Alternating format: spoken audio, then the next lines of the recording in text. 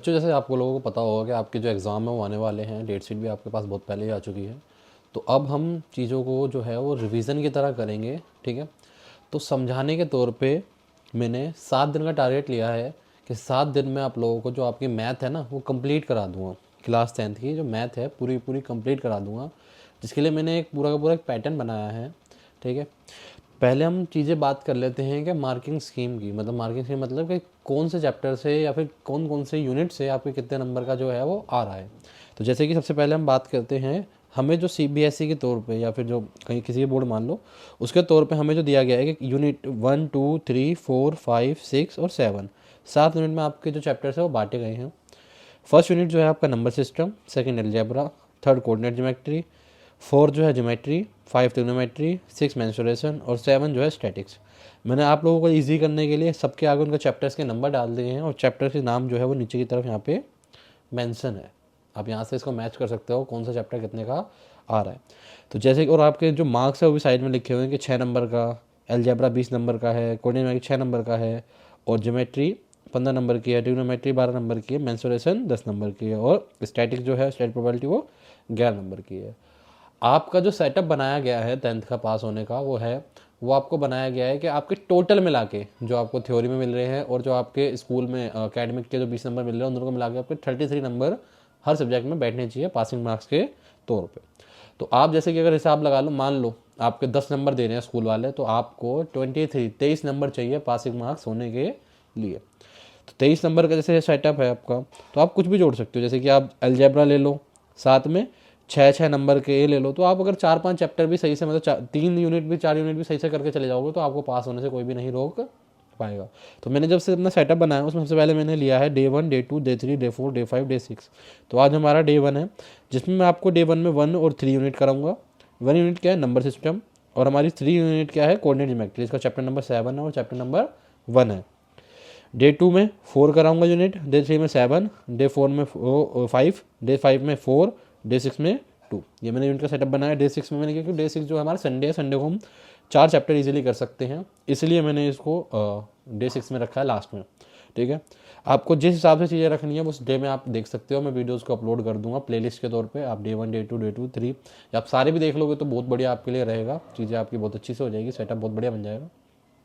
तो स्टार्ट करते हैं अपना यूनिट 1 से। तो यूनिट 1 जो है हमारा रियल नंबर्स। देखो रियल नंबर क्या होता है, बेसिकली रियल नंबर जो है उसे देखो, ये जो मैं पढ़ाने जा रहा हूँ बाय लैंग्वेज होगा, हिंदी और इंग्लिश दोनों में पढ़ाऊंगा ताकि किसी बच्चे को दिक्कत ना आए। डे 1 में हम यूनिट 1 वास्तव रियल नंबर होते हैं, वास्तविक संख्या, ठीक है। वास्तविक संख्या यानी कि जितनी भी नंबर आप सोच सकते हो ना, सारे जो लिखे जा सकते हैं वो सारे वास्तविक संख्या होते हैं, रियल नंबर्स होते हैं। जो भी आप सोच सकते हो, इमेजिन कर सकते हो, लिख सकते हो, सारे वास्तविक संख्या है। इसको 2 कैटेगरी में बांटा जाता है, एक रेशनल नंबर और एक इरेशनल नंबर। रेशनल यानी कि परिमेय संख्या, इरेशनल यानी कि अपरिमेय संख्या। रेशनल नंबर वो नंबर होते हैं पी बाई क्यू की फॉर्म में हम लिख सकते हैं, ठीक है। पी बाई क्यू की फॉर्म का मतलब क्या होता है, जैसे ये हमारा रेशनल है, इसको हम पी बाई क्यू यानी कि 3/5, जैसे हमने लिख लिया 3/5, ठीक है। और हमारा हो गया 3/2 माइनस का 5/3, ठीक है। बहुत क्वेश्चन आता है कि जीरो, क्वेश्चन आता है जीरो भी क्या परिमेय नंबर है। हाँ, जीरो भी एक रेशनल नंबर है। क्यों, रीजन क्या है, क्योंकि हम जीरो को 0/1 लिख सकते हैं और 1 जीरो की से भी डिवाइड देंगे तो आंसर क्या आने वाला है, जीरो। तो ये भी क्या होता है, हमारा रेशनल नंबर परिमेय संख्या होता है। बस नीचे जीरो नहीं आना चाहिए, क्वेश्चन में ऐसा दिया हुआ है तो ये आपका रेशनल नंबर नहीं है, ये आपका रेशनल नंबर नहीं है, ठीक है। ये आपका रेशनल नंबर नहीं है, परिमेय संख्या नहीं है, ठीक है। अब बात कर लेते हैं इसको रिप्रेजेंट करने का तरीका क्या होता है। इसको रिप्रेजेंट करने का तरीका होता है पी बाई क्यू, ठीक है, पी बाय क्यू। और इरेशनल को रिप्रेजेंट करने का कोई तरीका ऐसा होता नहीं है, क्योंकि इनकी वैल्यू थोड़ी अलग अलग होती है। अब बात करें रेशनल की और डिफाइन, या तो ये रिपीट हो रही हो। रिपीट कैसे मतलब भैया, रिपीट का मतलब होता है, आपने 9th क्लास में पढ़ा होगा बाहर वाले क्वेश्चन 3.33333 एंड सो ऑन, ये होता है रिपीटिंग। मतलब रिपीट अपने आप को दोहराना बार बार, या फिर ख़त्म हो जा रही हो, या तो रिपीट हो रही हो या फिर टर्मिनेट ख़त्म हो रही हो। ख़त्म यानी कि 0.132 ख़त्म हो गया नंबर। तो ये भी हमारी क्या है, रेशनल है, और ये भी क्या है, रेशनल। बात करें इरेशनल की, तो इरेशनल होते हैं नॉन टर्मिनेटिंग, ना तो ख़त्म होनी हो ना ही रिपीट हो रही हो, ठीक है। नॉन टर्मिनेटिंग और नॉन रिपीटिंग जो ऐसे नंबर होते हैं जैसे कि 2.10 100 100 100 सो ऑन। देखो ना तो यहाँ कोई नंबर रिपीट हो रहा, ना ही ये ख़त्म हो रहा, तो ये हमारा इरेशनल नंबर हो जाएगा। और बात करें तो और बात करने के लिए जैसे कि हमारा पाई हो गया भी रेशनल है। रूट वाले जितने नंबर आ जाते हैं प्राइम, रूट के अंदर प्राइम नंबर, ध्यान रखना, रूट के अंदर जो प्राइम नंबर होगा वही हमारा रेशनल होगा। और अगर कोई वैसा नंबर होता है जो टूट सकता है या फिर जो स्क्वायर रूट है वो नहीं होगा। जैसे कि आपको दिया जाता है 225 है, ठीक है, क्या ये रेशनल है? ये रेशनल है, क्वेश्चन आ गया तो आप कैसे करोगे?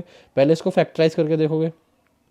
जैसे कि मुझे तो पता है कि 15 का रूट है तो करके देखते हैं, लेकिन 3 से करूँगा तो 3 7 जा 21, 3 5 जा, फिर 3 से करूँगा 3 2 जा 6, 3 5 जा 5 1 जा 5 5 जा, कर कंप्लीट। तो ये 3 आ गए यहाँ पे और एक 5 आ गया, 3 5 जा 15, तो ये 15 खुल गया। तो ये 15 क्या है? नॉर्मल नंबर है, तो ये रेशनल नंबर है, ना कि इरेशनल नंबर है। क्लियर? ठीक है, बात करते हैं आगे, ठीक है, नेचुरल नंबर्स की। देखो, और नंबर होते हैं प्राकृतिक संख्या। नेचुरल नंबर वो नंबर होते हैं 1 से स्टार्ट होके चलती रहती है आगे तक, 1000 2 लाख करोड़ कितनी हो सकती है। होल नंबर कौन से होते हैं? पूर्ण संख्या, ये 0 से स्टार्ट होती है और चलती रहती है। फिर आता है इंटीजर्स। इंटीजर्स क्या होते हैं? पूर्णांक। पूर्णांक यानी कि जो माइनस इन्फिनिटी से लेकर प्लस इन्फिनिटी और 0, जैसे जितने भी नंबर लाइन में नंबर होते हैं ना, -10 -4 3 2 1 2, ये सारे जो भी नंबर है सारे क्या है? इंटीजर्स होते हैं। फिर हम बात करने वाले अब आगे एचसीएफ और एलसीएम की। देखो, इस चैप्टर का इंपॉर्टेंट टॉपिक है ये एचसीएफ और एलसीएम, ठीक है। एक पेज बढ़ा लेते हैं, ठीक है। देखो, मैं ये मान के चल रहा हूँ कि आप सभी को एचसीएफ निकालना आता होगा या एलसीएम निकालना आता होगा। मीनिंग समझते हैं कि एचसीएफ और एलसीएम का मीनिंग क्या होता है। एचसीएफ का मतलब होता है हाईएस्ट कॉमन फैक्टर और एलसीएम मतलब होता है लीस्ट कॉमन मल्टीपल। ये हो गई फुल फॉर्म, ठीक है। अब इनका मीनिंग क्या है? मीनिंग है सी में, देखो, इसमें हाईएस्ट कॉमन मतलब जो दोनों में सबसे ज़्यादा बड़ा संख्या कॉमन हो। जैसे कि अगर मान लो मैं लूँ एक नंबर 15 और एक संख्या ले लूँ 25, इनका फैक्टर निकालूंगा। 3 5 जा 15, 5 बन जा 5, 5 5 जा 5 बन जा। क्लियर? तो देखो यहाँ पे 5 कॉमन आ रहा है और यहाँ भी क्या आ रहा है? कॉमन 5। तो एचसीएफ दोनों को क्या हो गया? एचसीएफ हो गया 5। एलसीएम की बात करूँ और सेम नंबर का 15 का और 25 का सेम एलसीएम, तो 5 3 जा 3 बन जा, 5 5 जा और 5 बन जा। जो कॉमन है उसे एक बार लिखते हैं, जो कॉमन होता है उसे एक बार। 5 यहाँ भी कॉमन है और यहाँ भी कॉमन है तो एक बार लिखूंगा, और जो कॉमन नहीं है उनको 2 बार लिखेंगे। तो 5 से 15, 15 बन 75। इसको एक बात और समझने की तरीका है कि अगर आप समझना चाहो तो एचसीएफ हमेशा कम आता है, एलसीएम हमेशा ज़्यादा आता है, और एलसीएम हमेशा दोनों के टेबल में आएगा। यानी ये जो 75 है ये 15 से भी डिविजिबल है और 25 से भी डिविजिबल है, मतलब इन दोनों से भाग हो जाएगा। वहीं पे जो 5 है ये इन दोनों को डिवाइड कर देगा, ये इन दोनों को डिवाइड कर देगा। समझ में आया डिफरेंस? क्योंकि जो हमारा 75 है वो उन दोनों के टेबल में आता है और ये 5 के टेबल में आते हैं। ये दोनों में क्या है? थोड़ा सा डिफरेंस है, समझने का तरीका है, ठीक है। बात करते हैं आगे। इनका एक फॉर्मूला होता है, वेरीफाई करने का फॉर्मूला होता है कि जो एस वेरीफाई है वो है HCF into LCM is equals to a into b. Meaning देखो, मीनिंग ये है, हमने 2 नंबर का एलसीएम एचसीएफ निकाला, इसको वेरीफाई करने के लिए अगर पेपर में आ जाता है कि वेरीफाई करो, तो कैसे करोगे वेरीफाई? वेरीफाई फॉर्मूला है एचसीएफ इंटू एलसीएम बराबर ए इंटू बी। तो एचसीएफ क्या है मेरा 5, एलसीएम आया मेरा 75, और ए क्या था? मेरा नंबर था 15 और बी नंबर क्या है मेरा 25। ये 2 नंबर है ना हमारे पास। अब मल्टीप्लाई करेंगे, 7 5 5 5 25 का 5 ऐसे लगा तो 7 5 35 35 2 37। इधर करूँगा 15 दूनी 30, 300, 15 पंजे 75, तो 375। यहाँ भी क्या आएगा? 375, 375। मेरे हिसाब से आपको ये बात समझ में आ रही होगी, बेसिक चीज़ है, ये आपको आनी चाहिए, तभी आप चीज़ों को क्या कर पाओगे क्वेश्चंस को। आगे बढ़ते हैं, ठीक है, आगे बढ़ते हैं कि लास्ट डेट जीरो कब होगी? आखिरी संख्या शून्य कब होगी? जब उसका कोई फैक्टर 2 की पावर 2 × 5 की पावर कुछ ना कुछ होनी चाहिए। जैसे कि मान लो क्वेश्चन के तौर पे आपसे पूछा है 10 है, ठीक है, 10 है, इसकी लास्ट डेट में आ रहा है 0, तो इसका अगर मैं फैक्टर करता हूँ तो आएगा 2 5 जा और 5 बन जा। तो देखो 2 और 5 आ रहा है इसके फैक्टर में। वहीं पे कोई और नंबर उठा लेते हैं नॉन जीरो, तो ये 15 है, 15, तो 15 को अगर नॉन जीरो उठाऊंगा तो ये लास्ट में 15, 3 5 जा और 5 बन जा। तो ये क्या हो गया? 3 और 5। देखो ना, यहाँ पे 5 तो आ रहा है पर यहाँ पे 2 नहीं आ रहा, क्योंकि 2 5 का क्या होता है 10। तभी कोई संख्या लास्ट में 0 आएगी जिसके अंदर 2 और 5 एज अ फैक्टर होंगे।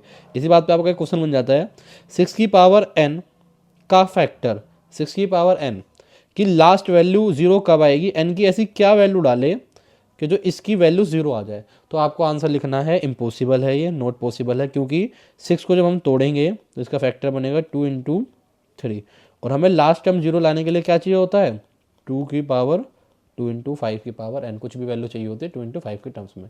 अब ये हमारे पास है नहीं, तो हमारा जो इसकी वैल्यू 0 कभी भी नहीं आएगी, नॉट पॉसिबल। ठीक है, बात समझ में आ रही है।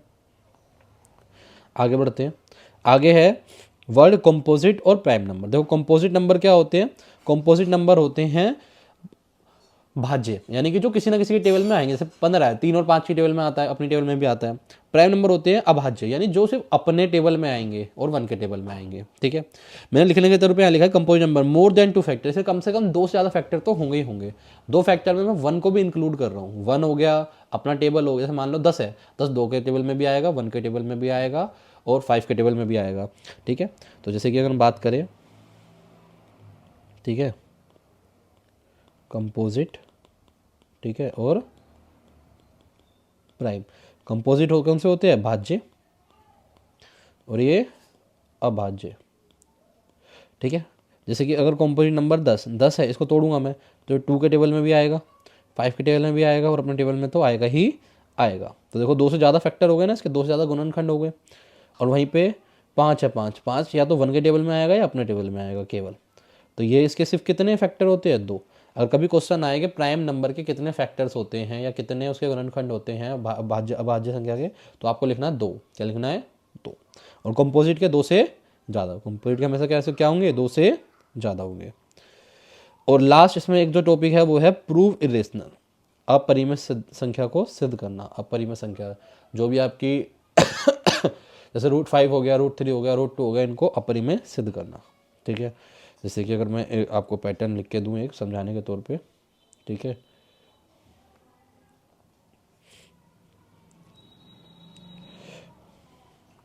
देखो जैसे हमें क्वेश्चन दे दिया गया, क्वेश्चन है, पेन चेंज कर लेते हैं। ठीक है, क्वेश्चन है prove √5 is a irrational number, कि √5 क्या है, एक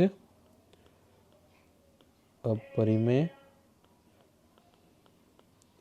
संख्या है। ठीक है, तो स्टार्टिंग में वो कैसे करनी है इसकी, सबसे पहले लेट कर लेना है, मान लेना, मान लिया, क्या मान लिया आपने, लेट, कि जो √5 है इज अ रेशनल नंबर। ये क्या है, रेशनल नंबर। आप मान लीजिएगा कि √5 क्या है, √5 एक परिमेय संख्या है। सबसे पहला स्टेप आपका ये होना चाहिए, यहाँ से आप स्टार्टिंग करेंगे, फिर आगे बढ़ेंगे कि √5 एक परिमेय संख्या है, यानी कि √5 को हम a बटा b की फॉर्म में लिख सकते हैं। और जहाँ पे a और b क्या है, a एंड b आर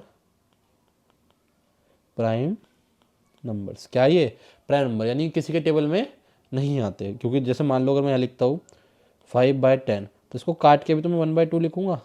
ठीक है, इस टाइप से, और ज़्यादा इसे हम काट नहीं सकते। तो हिंदी में क्या लिखूंगा, हिंदी में लिखूंगा a और b अभाज्य संख्या है।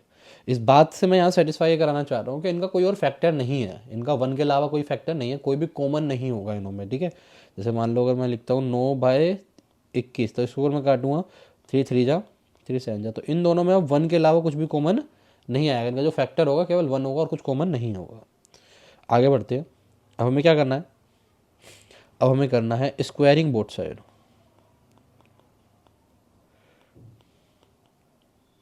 ये जो मैं पैटर्न लिख रहा हूँ इसको याद कर लेना, लिख लेना, कुछ भी कर लेना, रट लेना, क्योंकि पेपर में इसके आने के चांसेस 90 से 99% होते हैं। स्क्वायरिंग बोथ साइड, दोनों और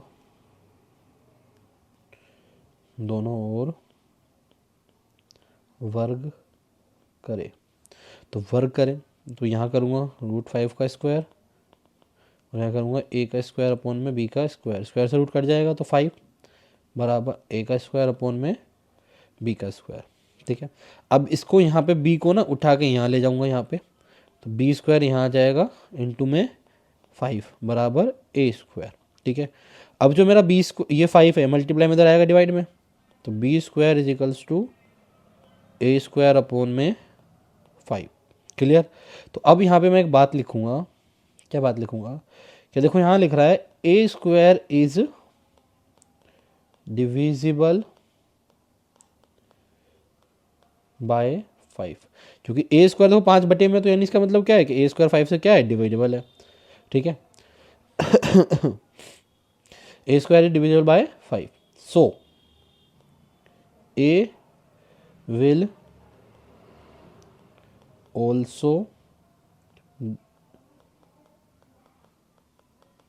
डिविजिबल बाय 5, क्योंकि अगर किसी का स्क्वायर किसी डिविजिबल होता है तो वो संख्या भी क्या होती है, डिविजिबल उस नंबर से होती है। जैसे कि मान लो अगर मैं लिखूँ 10 है, एग्जाम्पल के तौर पर लिख रहा हूँ, ठीक है, एग्जाम्पल यहाँ समझाने के लिए बॉक्स बनाया तो एक। ठीक है, जैसे एग्जाम्पल है हमारा कि 10 है, 10 हमारा 2 से डिवाइड है, 2 से डिवाइड कर सकता हूँ 10 को 5 बार में। ठीक है, वहीं पर 10 का स्क्वायर क्या होगा, 100 होगा, तो 100 को अगर मैं 2 से डिवाइड करूँ तो भी हो जाएगा 50, हो जाएगा नहीं होगा, ये समझाने के लिए लिखा है। ठीक है, सिर्फ समझाने के लिए याद रखना। ठीक है, तो ए हिंदी में क्या लिखूँगा, a स्क्वायर 5 से भाज्य है, तो a भी 5 से भाज्य होगा। क्लियर।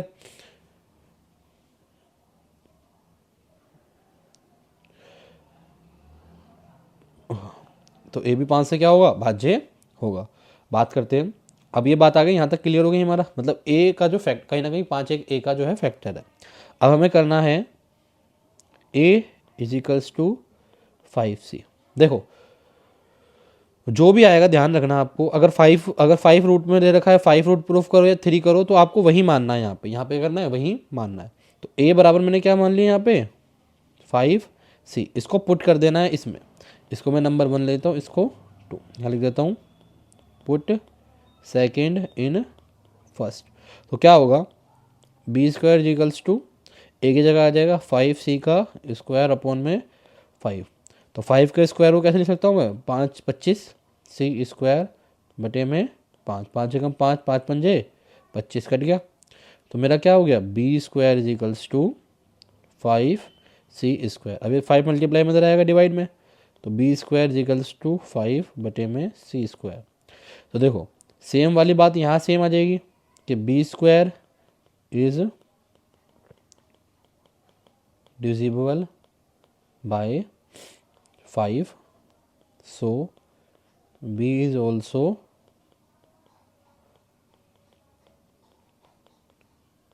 Divisible by 5।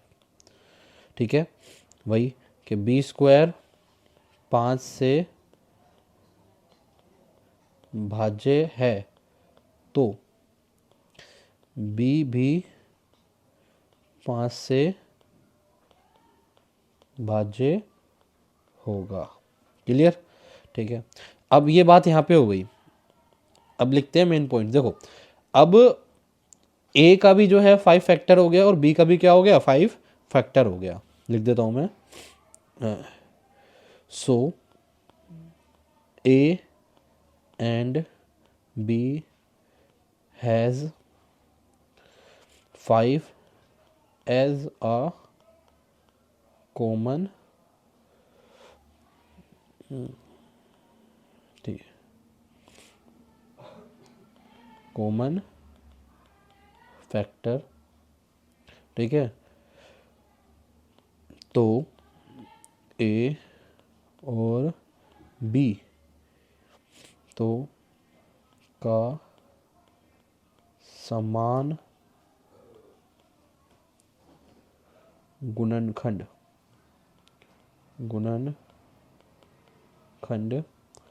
5 है। ठीक है,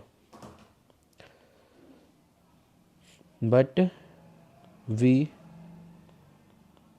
assume A and B as prime number, लेकिन हमने A और B अभाज्य संख्या मानी थी।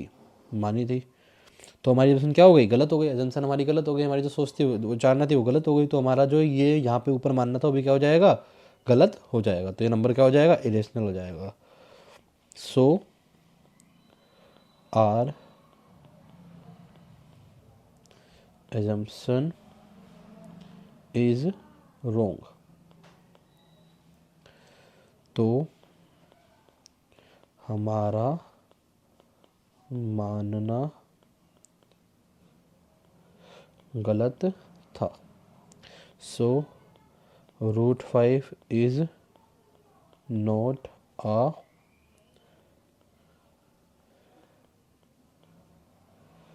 रेशनल नंबर बट अ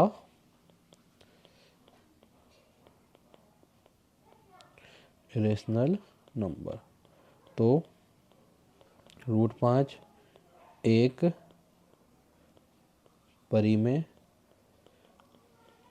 संख्या नहीं है, यह एक अपरिमेय संख्या है। तो मैं सोचता हूँ कि आपको ये बात मेरी समझ में आ गई होगी, क्लियर हो गया होगा। ये बहुत एक इम्पोर्टेंट क्वेश्चन है, बहुत बार पेपर में आ चुका है। ठीक है,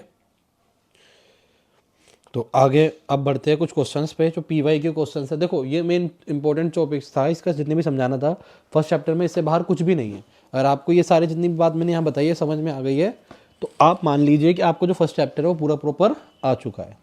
ठीक है, अब बात करते हैं कुछ इंपॉर्टेंट क्वेश्चंस की। ठीक है, जैसे कि यहाँ लिखा है total number of factor of prime number. एक अभाज्य संख्या के गुणनखंडों का कुल संख्या। मैंने बताया था कि कोई भी प्राइम नंबर होता है उसके कुल कितने ही गुणनखंड हो सकते हैं, कितने प्राइम नंबर हो सकते हैं? तो मैंने क्या बताया था? 2। कितने थे? 2। If 2 positive prime number p and q can be express as p is equals to 18a² + b² at q where a b as a prime number then LCM q p q is equals to. देखो question बोल रहा है इसमें कि 2 positive number है, एक p है और एक q है। इन दोनों को ऐसे लिखा जा रहा है, p है और एक q है। तो where a and b are prime number, और a और b क्या है? हमारे प्राइम नंबर है। एलसीएम बताना है। एलसीएम क्या होता है? एलसीएम में दोनों आते हैं, दोनों का फैक्टर बताया था मैंने, दोनों कॉमन आते हैं। तो देखो पहले 18 और 20 का एलसीएम निकाल लेते हैं। यहाँ पे साइड में 18 और 20 का एलसीएम निकाल लेते हैं। ठीक है, 18 और 20, तो 2 निम 18, 2 10 से, और फिर 2 पंजे, और फिर उसके बाद 9 का 9, 9 और 5। ठीक है, 9 दूनी 5 दूनी 10, 9 दूनी 18, तो 180 आ जाएगा। कितना आ जाएगा एलसीएम इनका? 180। तो देखो ये दोनों तो गलत हो गए हमारे ऑप्शन। क्या बचा? इन दोनों में से कोई ना कोई बचा। अब देखो जो बड़ी पावर होती है वो हमेशा आएगी, ध्यान रखना, एलसीएम में हमेशा आएगी बड़ी पावर, और जो एचसीएफ होगा उसमें कौन सी आएगी? छोटी पावर। तो यहाँ पे देखो बी की पावर कितनी है? 4, यहाँ बी की पावर कितनी है? 2। तो बड़ी पावर कौन सी है? 4 है। तो ये वाला ऑप्शन हमारा क्या हो जाएगा? करेक्ट हो जाएगा। ठीक है,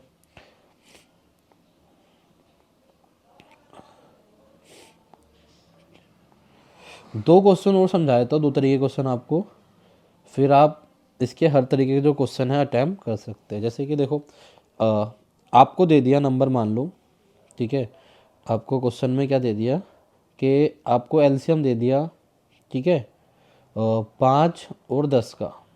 ठीक है, एलसीएम दे दिया कितना? 10। और आपसे पूछा जा रहा है कि एचसीएफ बताओ। क्या बताओ? एचसीएफ। तो देखो निकालने का फॉर्मूला हमने पता ही था मैंने आपको, एचसीएफ इंटू एलसीएम क्या होता है? ए इंटू बी। तो एचसीएफ हमें निकालना है तो इसको ऐसे रख दूँ, और एलसीएम हमें दे रखा है 10, और 2 नंबर दे रखे हैं कितना? 5 और 10।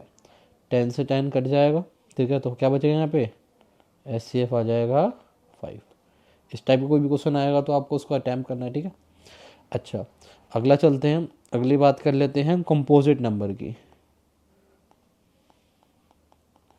कंपोजिट नंबर, भाज्य संख्या। देखो हमें नंबर दे देता है ऐसा 2 2 3 4 5 +5, ठीक है, और 3 4 5 +5, ऐसे दो नंबर दे दिए, ये प्लस है, ठीक है, दो नंबर दे दिए। हमसे पूछा है कि बताओ ये कंपोजिट नंबर है, तो कुछ नहीं करना आपको। कंपोजिट नंबर क्या बताया था मैंने कि इसका क्या कहते हैं, एक से ज़्यादा फैक्टर्स हो। तो देखते हैं, जैसे 2 है, दो से ज़्यादा फैक्टर्स हो, सॉरी 2 3 4, इन दोनों में 5 कॉमन आ रहा है, 5 कॉमन निकाल लिया, बचा 2 × 3 × 4 +1। तो यहाँ 5 का 5 लिख दिया मैंने, यहाँ 3 × 6, 6 4 24 +1, तो 5 × 25, 5 5 5 5।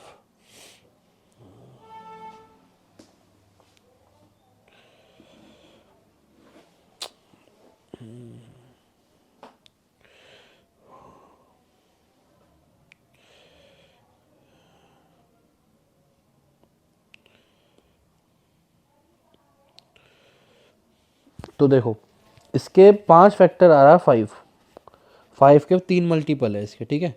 तो 5 के 3 मल्टीपल से क्या मतलब है, देखो हो सकता है ये नंबर जो है हमारा क्या हो जाएगा 125, ठीक है, 25 25 125, तो 125 नंबर है। तो इसके देखो कितने सारे फैक्टर्स हो सकते हैं, ये 1 के टेबल में भी आएगा, ये 5 के टेबल में भी आएगा, और ये अपने टेबल में तो आएगा ही आएगा। तो 3 फैक्टर हो गए इसके, तो ये क्या हो गया, कंपोजिट नंबर हो गया। वहीं पे ये नंबर हो गए, यहाँ देखते हैं दोनों में से 5 कॉमन आएगा, बचेगा 3 × 4 × कुछ भी 4 +1, तो 3 4 12, 12 +1, तो कितना हो गया 13, तो 5 × 13। देखो 5 इसका फैक्टर है, 13 इसका फैक्टर है, ठीक है, और साथ में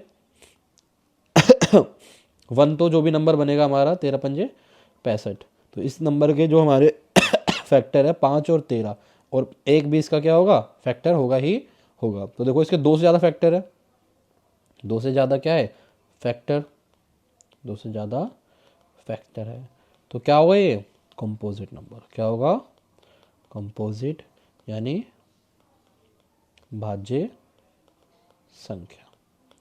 बात क्लियर है। अब इस टाइप से आपको ना कोई भी क्वेश्चन जो है वो आप अटैम्प्ट कर सकते हो, ठीक है। अभी हम क्वेश्चन कराते हैं, सारे के सारे क्वेश्चन करते हैं, चलते हैं। देखो सेकंड तक हमने समझ लिया था, थर्ड क्वेश्चन में चलते हैं। थर्ड क्वेश्चन क्या कह रहा है, थर्ड क्वेश्चन कह रहा है ए जो है वो दे रखा है 2 की पावर, ए जो है वो कितना है 2 की पावर 2 × 3 की पावर x, बी की पावर 2 की पावर 2 × 3 × 5, सी की पावर ये है, एंड एलसीएम दे दिया हमें, देन x की वैल्यू बताओ, x की वैल्यू बताओ, x की वैल्यू। तो देखो हमें कुछ नहीं करना, इसमें क्या करना है, पहले देखो 2024 का क्वेश्चन आया हुआ क्वेश्चन है, ठीक है। एक पेज ऐड कर लेते हैं इसमें, ठीक है। अब जो क्वेश्चन कह रहा है, क्वेश्चन क्या कह रहा है, क्वेश्चन कह रहा है एक नंबर है ए, उस 2 की पावर 2 × 3 की पावर x, एक बी है, इसमें क्या है 2 की पावर 2 × 3 की पावर 3 और फिर 5, और एक सी है 2 की पावर 2 × 3 × 7, और हमें एलसीएम किसका निकालना है, एलसीएम निकालना है 3780। देखो और हमसे ये x पूछा है, ये पूछा है x। देखो एलसीएम, देखो ये तो हमें पता लग गया, दो दो आएंगे, ठीक है, एक 3 आएगा ही आएगा, ठीक है। अब इसमें एक 3 अगर और आ रहा होगा तो मतलब वो हमारा आंसर हो जाएगा, जितने भी 3 आ रहे होंगे, जितने मैक्सिमम 3 आएंगे। तो 3 से ही करेंगे सीधा, 3 × 1 = 3, 3 × 2 = 6, 3 9 3 6 = 18 और 0, फिर 3 से करेंगे, 3 4 = 12 और 3 2 = 6, फिर 3 से करूँगा, 3 1 = 3, 3 4 = 12। अब नहीं जाएगा ये 3 से, क्योंकि 14 आ गया, तो 3 3 आएंगे, तो एक्स की वैल्यू कितनी हो जाएगी 3, इसकी वैल्यू कितनी हो जाएगी, तो ऑप्शन कौन सा है हमारा, ये रहा 3। अगले पे चलते हैं, अगला क्या कह रहा है, ठीक है। अगले में कह रहा है गिवन एचसीएफ, ये रहा, आपको एचसीएफ दे रखा है, एलसीएम दे रखा है, आपको बोला है सॉरी आपको एचसीएफ दे रखा है, एलसीएम में के की वैल्यू फाइंड करनी है, तो उसी फॉर्मूले से हो जाएगा जैसे मैंने समझाया था।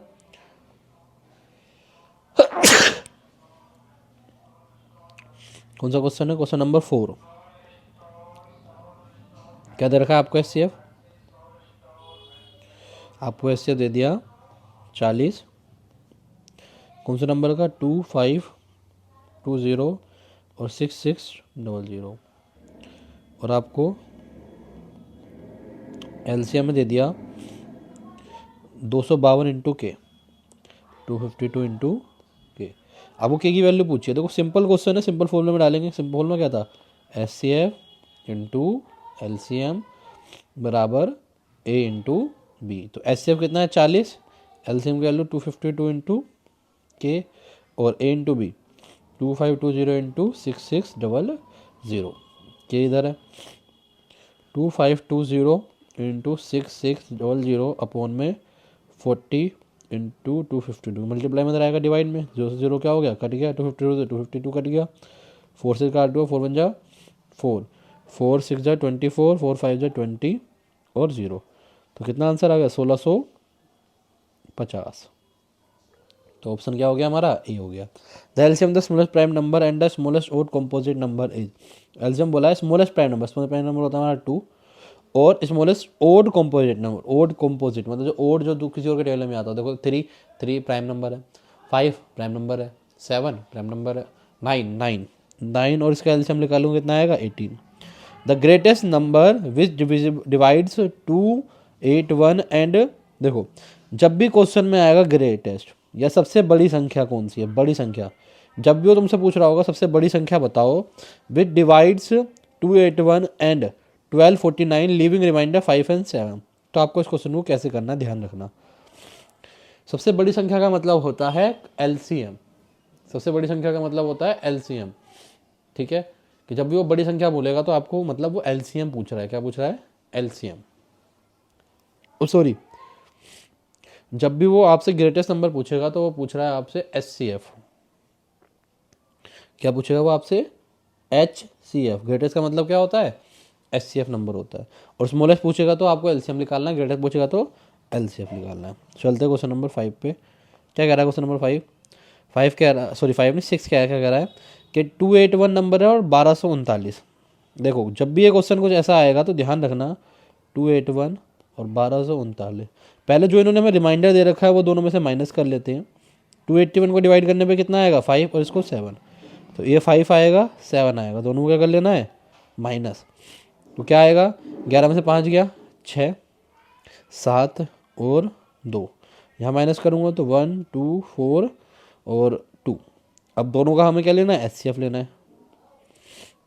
2 1 जा 2, 2 3 जा 6, 2 8 जा, 2 6 जा, 2 9 जा, 3 2 जा 3 3 जा और 23 1 जा। अब यहाँ पे करता हूँ 2 6 जा, 2 2 जा, 2 1 जा, 2 से नहीं जाएगा ये, 3 से जाएगा, 3 2 जा 3 7 जा, 207 7 दोनों, 3 6 जा, 3 9 जा और 3 2 जा, 3 3 जा और 23। तो HCF के लिए देखो 23 कॉमन आ रहा है, 3 कॉमन आ रहा है, ठीक है, और एक 2 कॉमन आ रहा है, तो कितना हो गया? 69 69 2 जा, 9 दूनी 18 से लगाएगा, 6 दूनी 12 और 1 13, 138। तो क्या हो गया ऑप्शन हमारा? 138। सी हमारा क्या हो गया ऑप्शन। जब भी ऐसा क्वेश्चन आएगा ग्रेटेस्ट तो बोले HCF निकालना है आपको, तो जो रिमाइंडर दे रखा होगा उनको इनमें से माइनस कर देना, ठीक है, और माइनस करने के बाद HCF निकाल देना। LCM बोलेगा, लिस्ट बोलेगा, छोटी नंबर बोलेगा तो LCM निकाल देना। LCM निकालना है, LCM निकाल सकते हो आप। इस पर चलते हैं। द नंबर 5 की बार can not end with the digit 0 where n is the natural number. बोल रहा है कि जो n 5 की पावर n है, जो 5 की पावर n है वो 0 पे समाप्त कभी नहीं होगी, 0 पे एंड नहीं होगी, ये एजम्पशन है। n चाहे नेचुरल नंबर हो, n क्या होना चाहिए? नेचुरल नंबर होना चाहिए। तो ये बात ऊपर वाली बात क्या है? सही। Prime number of 5 has only 2 factors, क्योंकि 5 के बाद कितने फैक्टर है? 1 और 5। ऊपर वाली बात भी सही है और नीचे वाली बात भी सही है। क्यों? क्योंकि मैंने भी बताया था कि लास्ट में 0 आने के लिए फैक्टर 2 और 5 होना चाहिए। इसमें बोला है कि 1 और 5 है, तो बिल्कुल बात सही है दोनों। तो ऑप्शन क्या हो जाएगा इसका? ए। बात भी सही है और कारण भी सही है, अभी कथन भी सही है और कारण भी सही है। आपसे पूछा है कि P and Q are natural numbers and P is the multiple of Q, what is the HCF of P and Q। देखो क्या कह रहा है, पी और क्यू दो नेचुरल नंबर है, और P is the multiple of Q. P जो है वो क्यू का मल्टीपल है, यानी जो क्यू के टेबल में आता है पी, क्यू के टेबल में क्या आता है पी, यानी क्यू का मैं कहीं ना कहीं पढ़ा पढ़ूंगा, क्यू वन जा क्यू, क्यू टू जा क्यू थ्री जा क्यू फोर जा, कहीं ना कहीं पी आएगा। तो जब इसके टेबल में ये आ रहा है तो हमारा क्यू ही क्या हो जाएगा, इसका एच सी एफ हो जाएगा। ठीक है, जैसे कि अगर मान लो एग्जाम्पल तो समझाऊँ, जैसे 2 है और 10 है, तो इन दोनों का एच सी एफ क्या हो जाएगा, 2 हो जाएगा, क्योंकि 2 क्या है, 2 से दोनों डिवाइड हो जाएंगे। The ratio of HCF to LCM of a least composite number and the least prime number। देखो क्या रहा है, रेशो निकालना है HCF और LCM का, लीस्ट कंपोजिट नंबर, सबसे छोटा कंपोजिट नंबर, सबसे छोटा कंपोजिट नंबर क्या होता है 4, ठीक है, और लीस्ट प्राइम नंबर, सबसे छोटा नंबर क्या होता है प्राइम 2। तो इन दोनों का जो HCF आएगा वो कितना आएगा, HCF 2 आ जाएगा, और LCM क्या आ जाएगा 4, तो 2 एकम 2, 2 दूनी 4, तो 1:2। HCF दे रखा है आपको, LCM दे रखा है, क्वेश्चन आप कर लेंगे। क्वेश्चन 12 क्या कह रहा है, 2 positive number have their HCF as 12 and their product is ये, the number of pair of possible for the number. देखो 12 क्वेश्चन जो कह रहा है, 12 क्वेश्चन क्या कह रहा है, 12 क्वेश्चन कह रहा है 2 पॉजिटिव नंबर का HCF है 12, ठीक है, 2 पॉजिटिव नंबर, तो एक A और एक B नंबर मान लेता हूँ, इसे लिखूँ कैसे 12A और 12B, क्योंकि क्या है इनका HCF है, 12 का इनका HCF। फिर उसके बाद प्रोडक्ट दे दिया इनका 6336, ये एलसीएम नहीं दिया है, प्रोडक्ट दिया है, क्या दिया है प्रोडक्ट, तो यानी A इंटू बी दे दिया हमें 6336, यानी 12A और 12B बराबर 6336, 12 12 जा 144 इंटू A इंटू बी बराबर 6336। अब इसको इससे काटूँगा तो A इंटू बी की वैल्यू कितनी आ जाएगी 44। अब A और B 44 है, अब इसको लिख सकता हूँ मैं 1 इंटू 44, या फिर A इंटू बी को मैं ऐसे भी लिख सकता हूँ 2 इंटू 22, और A इंटू बी को मैं ऐसे भी लिख सकता हूँ 4 इंटू 11। तो सिर्फ मैं ये वाला और ये वाला पेयर लूँगा, ये वाला नहीं लूँगा, क्योंकि ये दोनों नंबर कोप्राइम नहीं है, कोप्राइम नहीं है, सहभाज्य सहभाज्य सहभाज्य नहीं है, सहभाज्य, ठीक है, सहभाज्य नहीं है। तो कितने आउटकम हो गए 2, एक तो ये वाला हो गया और एक ये वाला 2, तो कितना आंसर आ जाएगा इसका,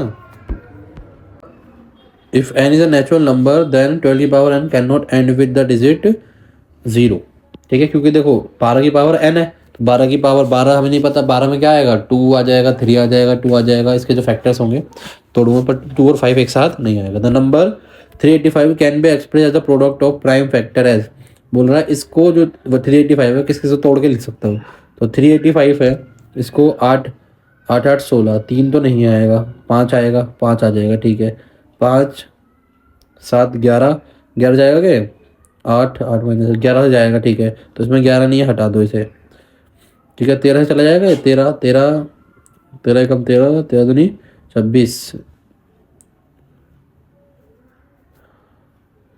13 या 17,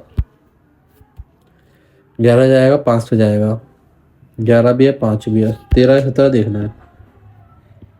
तो अगर मैं इसकी भाग करूँ 13 से, तो 13 13 पंजे 7 7 से चला जाएगा क्या, 7 पंजे 35, 7 पंजे 35 चला जाएगा, तो ऑप्शन ए डी हो जाएगा इसका, ठीक है, 7 से चला जाएगा, 5 से 7 से और 11 से। द एलसीएम ऑफ 2 नंबर दे रखा है, एचसीएफ दे रखा है और नंबर दे रखा है, दूसरा फाइंड फाइंड करना है, सेम वही तरीका है जो मैंने आपको सिखाया था यहाँ पे, यार ठीक है, कर लेना। The LCM of 2 number 9 time their HCF, कह रहा है 2 नंबर का जो एलसीएम है, 2 संख्याओं का जो एलसीएम है 9 गुना है, वो उसके एचसीएफ का 9 गुना है। The sum of LCM HCF 500 है, find the HCF of the 2 number. देखो 2019 का क्वेश्चन आया हुआ है, क्वेश्चन अच्छा है। क्या क्वेश्चन कह रहा है, क्वेश्चन नंबर 17 कह रहा है the LCM of 2 number is 9 time their HCF, कह रहा है 2 नंबर का एलसीएम, ठीक है, 2 नंबर का जो एलसीएम है वो अपने एचसीएफ का 9 गुना है, देयर एचसीएफ का 9 टाइम्स, ठीक है, एक क्वेश्चन हमारी ये बन गई। दूसरा क्या कह दिया इन्होंने, sum of LCM HCF, LCM plus HCF जो है वो क्या है वो है 500। ठीक है, find the HCF of the two number, HCF निकालने को बोला है। तो सो नॉर्मल इक्वेशन बन गई, दो इक्वेशन है, उठा के इसकी वैल्यू एलसीएम ले लो, 9 गुना एचसीएफ प्लस एचसीएफ बराबर 500, 9 रे कितना हो गया 10 एचसीएफ बराबर 500, एक जो से जोड़ कर गया तो एचसीएफ की वैल्यू कितनी आ गई 50 आ गई। तो कहाँ एचसीएफ की वैल्यू कितनी हो जाएगी 50 हो जाएगी। क्लियर। एचसीएफ दे रखा है, एलसीएम निकालने में बोला है। HCF of two number A and B is 5 and their LCM is 200, find the product of A B. Simple question है, दो नंबर है, the two number A and B is 5, A and B is 5, the two number the HCF दे दिया आपको, LCM दे दिया, ए और B निकालना है। ठीक है, इन दोनों का मल्टीप्लाई हो जाएगा, 1000 आ जाएगा। What is the HCF of the smallest prime number and the smallest composite number. बोल रहा है smallest prime number smallest composite number का एचसीएफ निकालना, निकाल सकते हैं। प्राइम नंबर हो जाएगा स्मॉलेस्ट 2 और ये हो जाएगा 4, तो 4 और 2 का एचसीएफ 2 आ जाएगा। सो डैट एनी नंबर 6 फिर एन, ये मैंने बता दिया था आपको ये वाला क्वेश्चन भी, कि किसी पावर 2 और 5 होनी चाहिए, तभी उसका जो फैक्टर है वो क्या आएगा, लास्ट में 0 आएगा। The HCF of number is 27, दो नंबर का एचसीएफ दे रखा है, देयर एलसीएम इज ये दे रखा है, वन ऑफ द नंबर ये अदर नंबर। ये करने का तरीका भी मैंने आपको ऊपर बता दिया है। ठीक है, कि एक नंबर दे रखा हो तो दूसरा नंबर कैसे निकालेंगे। कंपोजिट नंबर शो करना, भाज्य संख्या दिखाना, ये भी सिखा दिया है, ये वाली संख्या भी समझा चुका है। ठीक है, ये रिपीट हो गया क्वेश्चन, तो इसको देखो। लेकिन ये जो है ये कब दोबारा आया, कहाँ, 2023 के कंपार्टमेंट में। Find the least number which when divisible by this remainder 7 each। बोल रहा है कि एक नंबर बताओ, लीस्ट मतलब एलसीएम निकालना है, बड़ी संख्या आएगी। ठीक है, जो इन तीनों को डिवाइड करने पे, ठीक है, 7 आ जाए, क्या आ जाए 7। तो यहीं ऊपर कर लेते हैं। मैंने क्या बताया था पहले, 12 फिर 16 फिर 24, तीनों में से रिमाइंडर क्या कर देना है माइनस। तो 24 में से 7 जाएगा, कितना बचेगा 16, 16 क्या 17, 16 में से 7 जाएगा तो 9, और 12 में से 7 जाएगा तो 5, और 5 9 और 17 का क्या आना चाहिए एल्शियम, 5 9 और 17। तो 5 का 5 आ जाएगा, 9 का भी 9 आ जाएगा, और 17 का 17 आ जाएगा। तो तीनों की करनी है मल्टीप्लाई, 9 पंजे 45, 45 17 से करनी है मल्टीप्लाई, 7 में 35 लगा 3, 7 चौक 28, 28 और 3 31।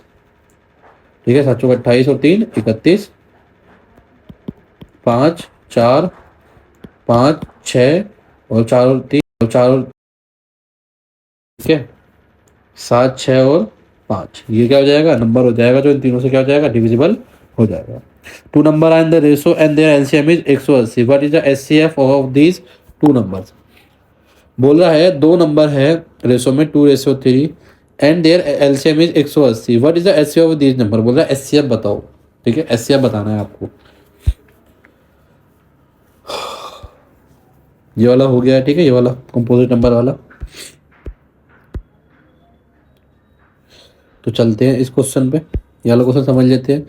दो नंबर है ए और बी, तो हमें a/b दे दिया 2/3।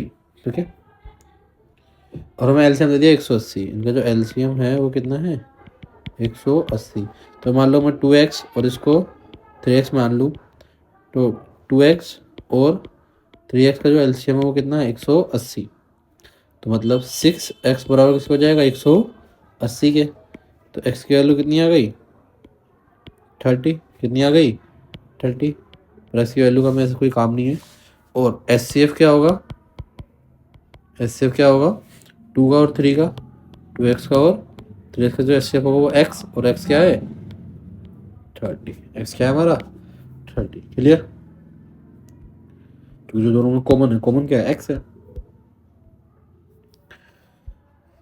अगले में कह रहा है in a teachers workshop the number of teacher teaching French Hindi and English are 48 80 and 140 find the minimum number of room required if in each room the same number of teacher are seated and all them are of same subject. कह रहा है कि same subject के teacher आने चाहिए। तो देखो, और मैक्सिमम मिनिमम नंबर पूछा है रूम के कम नंबर कम होंगे जब टीचर कितने होंगे एक रूम में मैक्सिमम। तो मैक्सिमम निकालने के लिए क्या करना पड़ेगा एचसीएफ निकालना पड़ेगा। तो एचसीएफ निकालना है किसका,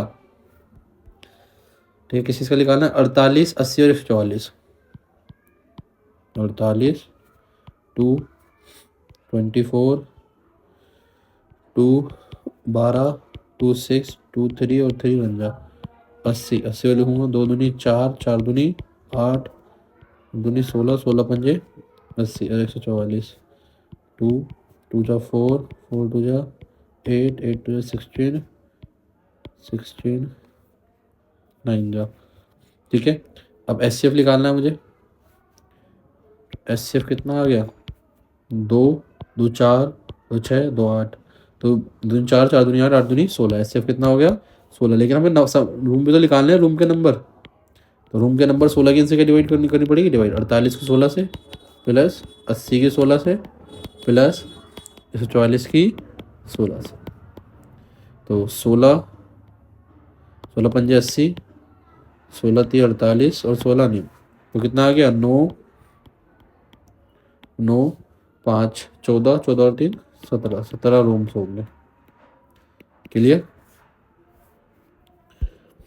उसके बाद चलते हैं अगला। इसमें बोला है find the number, prime factorization करना है, कर लेना। 3 बॉल्स रिंग एक टाइम पर देखो रिंग हो रही है, तो पूछा है कि 6 बजे वो बजना शुरू हुई है, तो कितने टाइम पर दोबारा बजेगी, तो इन दोनों का पहले क्या निकालना पड़ेगा, एलसीएम। तो 6 12 और 6 12 और 24, 6 12 और 18 का आपको एलसीएम निकालना पड़ेगा, जो कि मेरे हिसाब से आएगा 36। 6 के पढ़े में भी आता है, 12 के में, 18 के में भी आता है 36 मिनट। तो जब 6 बजे बज रही है, वो कितने बजे बजेगी, 6:36 पे। ठीक है, आगे बढ़ते हैं। क्या बोला, वेरीफाई करना है, वेरीफाई कर लेना। आर्मी में कह रहा है 678 सोल्जर है, उसके आगे 36 बैंड मेंबर्स है।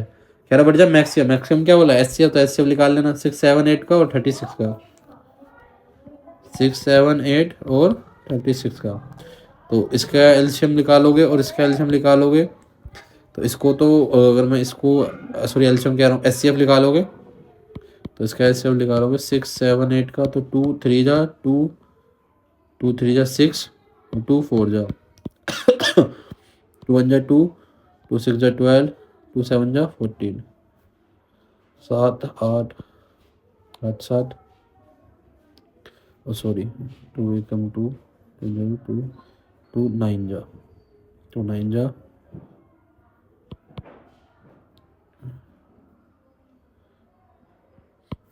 इसका अगर मैं एस निकालूंगा दोनों का, तो 2 3 जा 2, 3 जा 6, 2 9 जा, फिर 3 1 जा, 3 1 जा और 3 3 जा। 131 किसी पाड़े में नहीं आता, तो अपने पाड़े में आएगा 1।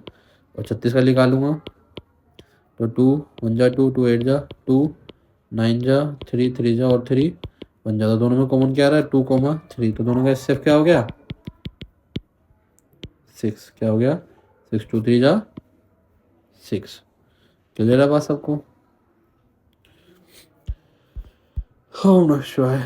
तो 6 होंगे मैक्सिमम, कॉलम कितने हो सकते हैं, 6। कह रहा है देखो 40 42 45, इसमें बोला है सेम जैसे कि ये वाला किया था ना मैंने, बैल वाला। इसमें भी क्या निकालना है आपको, एलसीएम निकालना है। ठीक है, और 41 शॉपकीपर, इन दोनों में gulab jamun. Find the number of pieces would be box, और नंबर ऑफ लीस्ट, बॉक्स के नंबर कम कम होंगे जब मैं डब्बे में जो सामान डालूंगा वो सबसे जा डालूंगा, ज़्यादा से ज़्यादा सामान डालूंगा। तो मतलब एचसीएफ निकालना है, इन दोनों का एचसीएफ निकाल लेना। Find the largest possible positive integer that divides this this this, वही सेम इसमें पूछा है, क्या पूछा है, लार्जेस्ट। लार्जेस्ट यानी कि एचसीएफ क्या निकालना है, एचसीएफ। तो पहले इनकी क्या करनी, मैं 125 की 5 से माइनस, फिर इसकी 6 से माइनस, फिर इसकी, फिर तीनों क्या निकाल देना, एचसीएफ निकाल देना। लास्ट ये आपका रेशनल इरेशनल वाला पोर्शन है। इसमें जैसे कि यहाँ इरेशनल प्रूफ करना है, बेसिक क्वेश्चन है कि इरेशनल प्रूफ कैसे करेंगे। 5 - 2√3, इसको बराबर मान लेना कि इसके ए बी के, यहाँ कर देना ए एंड बी आर को प्राइम नंबर्स, सहभाज्य। फिर कुछ नहीं करना है इसमें, स्क्वायर स्क्वायर कुछ नहीं करना है इसमें, बस √3 को नहीं छोड़ देना, बाकी सबको इधर ले आना। -2√3 बराबर a/b माइनस का 5। ठीक है, ठीक है। उसके बाद यही छोड़ देना, ये मल्टीप्लाई में जाएगा डिवाइड में, 1/-2 a/b -5/1। और यहाँ नॉट इक्वल्स क्यों, क्योंकि √3 इज अ इरेशनल नंबर। √3 क्या है, एक इरेशनल नंबर है, एक अपरिमेय संख्या है, अपरिमेय संख्या है। सो 5 - 2√3 is a इरेशनल नंबर। ठीक है, ये क्या हो जाएगा, इरेशनल नंबर हो जाएगा। ये मैंने बाकी सब आपको कराई दी है। इसमें पहले फॉर्मूला लगाएंगे तो ये बन जाएगा √2 प्लस √3 का, ठीक है, √2 प्लस √3 का होल स्क्वायर है तो क्या बन जाएगा, √2 का स्क्वायर प्लस √3 का स्क्वायर प्लस 2√2 इंटू √3। तो ये कट जाएगा रूट से रूट, तो 2 प्लस 3 प्लस √6, तो 5 प्लस √6 हो जाएगा। इसको भी a/b मान के और सोल्व कर लेना, और आपका जो है चीज़ें क्या हो गई, कंप्लीट हो गई। अगर आपने पूरी वीडियो देख ली और कुछ क्वेश्चन, सारे क्वेश्चन को आपने अटैम्प्ट कर लिया तो आपका पहला चैप्टर पूरा अच्छे से कंप्लीट हो जाएगा। ठीक है, अब बात करते हैं चैप्टर नंबर 7 की।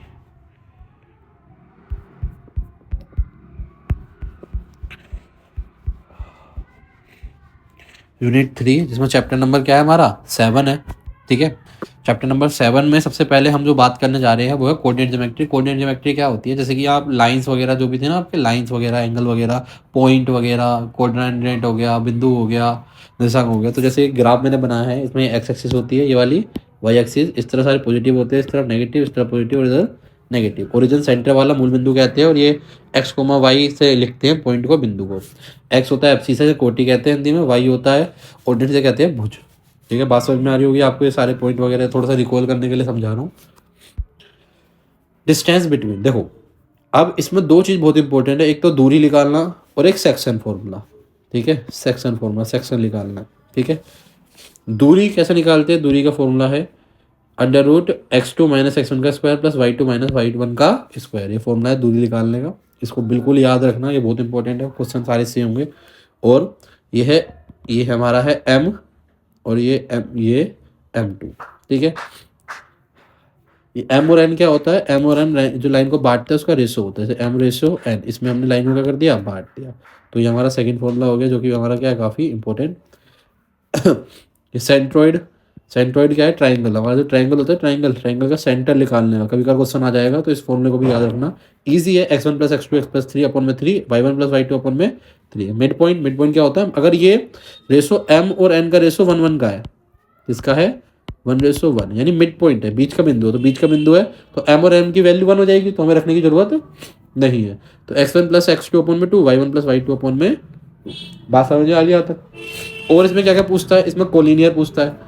कोलिनियर का मतलब क्या होता है कि एक ही पॉइंट पे 3 बिंदु आ रहे हैं, एक ही पॉइंट पे कितने बिंदु आ रहे हैं, 3। उसे हम कहते हैं कोलिनियर, हिंदी में कहते हैं सरेखी। कहते हैं सरेखी। ये कोई चीज़ क्या है, सरेखी है, एक ही लाइन पर आ रही है। इसको प्रूफ करने के दो तरीके हैं, ए हो गया, ये बी हो गया, सी। या तो आप AB + BC बराबर कर दे AC के, मतलब इनकी दूरियां निकाल के इनको बराबर रख दे, डिस्टेंस निकाल के फॉर्मूले से, डिस्टेंस फॉर्मूले से ऐसे। या फिर दूसरा तरीका जो होता है उसका एरिया ऑफ ट्रायंगल होता है। क्या होता है, एरिया ऑफ ट्रायंगल।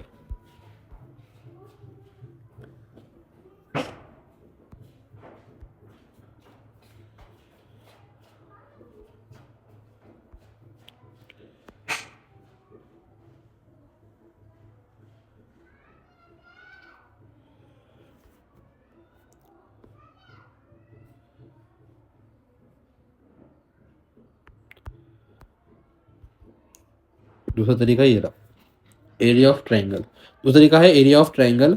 अगर आपके एरिया की वैल्यू, क्षेत्रफल की वैल्यू 0 आ रही है, क्या आ रही है, 0, तो वो कोलिनियर है, सरेखी है। अगर 0 नहीं आ रही, 0 के अलावा कुछ भी आ रही है, तो सरेखी नहीं है, कोलिनियर नहीं है। बात समझ में आ रही है आपको, या तो इस फॉर्मूले से कर लेना या इतना लंबा चौड़ा निकाल लेना, आपकी मर्जी है, दो तरीके हैं आपको करने के लिए। ठीक है, अब दूरी निकालने का तरीका क्या है, दूरी कैसे निकाल सकते हो आप। और दूसरा, जैसे इसमें और किस टाइप के क्वेश्चन बनते हैं और कुछ टाइप के ये बनते हैं, जैसे कि ये आपको दिख रहा होगा यहाँ पे। ठीक है, इक्विलेटरल ट्रायंगल्स की तीनों साइड क्या हो, बराबर। तो क्वेश्चन आपको आ जाएगा, जैसे ए है, ये बी है और सी है, पूछेगा इक्विलेटरल प्रूफ करो, तो कैसे करोगे, आपको AB, AC और BC तीनों बराबर प्रूफ करनी पड़ेगी। आइसोसेलेस के लिए दो साइड बराबर प्रूफ करनी पड़ेगी। स्केलन के लिए तीनों साइड अलग अलग प्रूफ करनी पड़ेगी, कि जैसे मान ले 3 आ गई, ये 4 आ गई, ये 5 आ गई। और राइट एंगल ट्रायंगल के लिए पाइथागोरस, P और H के P का स्क्वायर + B का स्क्वायर बराबर H के स्क्वायर के, आपको पाइथागोरस प्रूफ करनी पड़ेगी इसके लिए। ठीक है, बात समझ में आ रही है? ये हिंदी में लिखे राइट एंगल ट्रायंगल चीज़ें वगैरह। राइट एंगल ट्रायंगल होता है संपूर्ण त्रिभुज, ठीक है, इनको प्रूफ करने के लिए। स्क्वायर आता है, स्क्वायर प्रूफ करने के लिए तो भी आपको क्या करनी पड़ेगी, सारी साइडों को बराबर प्रूफ करना पड़ेगा। ए बी बराबर बी सी बराबर सी डी बराबर डी ए, ये आपको तीनों क्या करने पड़ेंगे, बराबर प्रूफ करने पड़ेंगे, तब जाके आपका जो है डिस्टेंस फॉर्मूले से काम बनेगा। इसमें एक चीज़ और होती है ट्राइसेक्शन। ट्राइसेक्शन मतलब 3 बराबर भागों में चीज़ों को काट देना, ये 1, ये 2 और 3, मतलब इसका रेशो 1:1:1। तो इस क्वेश्चन को सोल्व करने का तरीका क्या होता है, इसको सोल्व करने का तरीका होता है, इसे 2 मान लेते हैं और इसे फिर 1 मान लेते हैं, और फिर या तो इसे 2 मान लेते हैं या फिर इसे 1 मान लेते हैं। इस टाइप से इस क्वेश्चन को क्या करते हैं, सोल्व करते हैं, ठीक है। तो डिस्टेंस फॉर्मूले में सबसे पहले डिस्टेंस निकाल लेते हैं, ठीक है। डिस्टेंस, एक चीज़ और याद रखनी है आप लोगों को कि अगर कोई भी पॉइंट एक्स एक्सिस पे है, ठीक है, एक्स एक्स पे है तो उस पर वाई की वैल्यू क्या हो जाएगी, 0, और कहीं भी वाई एक्स पे है तो वहाँ पे एक्स की वैल्यू क्या हो जाएगी, वाई एक्सिस, ठीक है। तो डिस्टेंस फॉर्मूला लगाने के लिए जैसे हम पी क्यू का लगाते हैं, फॉर्मूला क्या है हमारा, x2 माइनस x1 का whole square plus y2 minus y1 का होल स्क्वायर। तो पॉइंट कुछ भी हो सकता है, मान लो ये पॉइंट है हमारा 0,0 और ये पॉइंट है 2,1। तो अगर हम इसका ये p मान लेते हैं, q मान लेते हैं, दूरी निकालते हैं, x2 आप मैंने मान लिया 2, कोई सही मान सकते हैं, कोई फर्क नहीं पड़ेगा, ठीक है। x2 और मेरा 1, ये क्या हो गया 0, ये मेरा x1 हो गया 0, फिर y2 क्या है मेरा 1, ठीक है, माइनस 0, तो 2 माइनस 0 यानी कि 2 का स्क्वायर यानी 4, 1 माइनस 0 1 का स्क्वायर यानी कि 1, तो कितना आ गया √5। तो पी क्यू की दूरी भी कितनी हो गई, 5। इसको हम लिखेंगे यूनिट में, किसमें लिखेंगे, यूनिट में, किसमें लिखेंगे, यूनिट। बात समझ में आ रही है, ठीक है। इसमें 2 ही चीज़ें हैं, एक तो सेक्शन मतलब बंटवारा, जैसे बंटवारा यानी कि ये पी है, ये क्यू है, ये कोई पॉइंट है हमारा ए, जिनमें से m/n में बांट दिया, ठीक है, सेक्शन हो गया, ठीक है। दूसरी चीज़ है इसमें डिस्टेंस, ठीक है। ट्राइसेक्शन थोड़ा सा इंपॉर्टेंट होता है, थोड़ा साइड वगैरह पूछ लेता है कि स्क्वायर प्रूफ करो, राइट एंगल ट्रायंगल वगैरह कुछ बताओ इसको। और एक चीज़ जो पूछता है वो आता है इक्वी डिस्टेंस, सम दूरी, मतलब जैसे 2 पॉइंट है हमारे, 2 पॉइंट कैसे है, जैसे मान लो ये पॉइंट है हमारा ए, ये पॉइंट है बी और ये सी, तो बोल देगा ये यहाँ से यहाँ तक की दूरी क्या है, बराबर है। यानी इसका मतलब है कि ए से बी और बी से सी, ए से सी की दूरी जो है वो बराबर है। इसे कहते हैं इक्वी डिस्टेंस, और इंग्लिश में, हिंदी में कहते हैं सम दूरस्थ या फिर समान दूरी, ठीक है। अब ये चीज़ अगर आपको समझ में आ गई तो इसका कोई भी क्वेश्चन मुश्किल नहीं है, सारे क्वेश्चन आसान है। अगर आपको ये चीज़ समझ में आ गई है तो सारे क्वेश्चन आसान है, कुछ मुश्किल नहीं है। फॉर्मूला याद हो, ठीक, जो एक भी क्वेश्चन इसका मुश्किल नहीं है। समझाने के तौर पे समझाते हैं। The distance of the point this from the x axis, x axis से इसकी दूरी बतानी है, ठीक है। एक्स एक्सिस से इस पॉइंट की क्या बतानी है, दूरी, ओरिजिन से नहीं बतानी है, एक्स एक्सिस से बतानी है,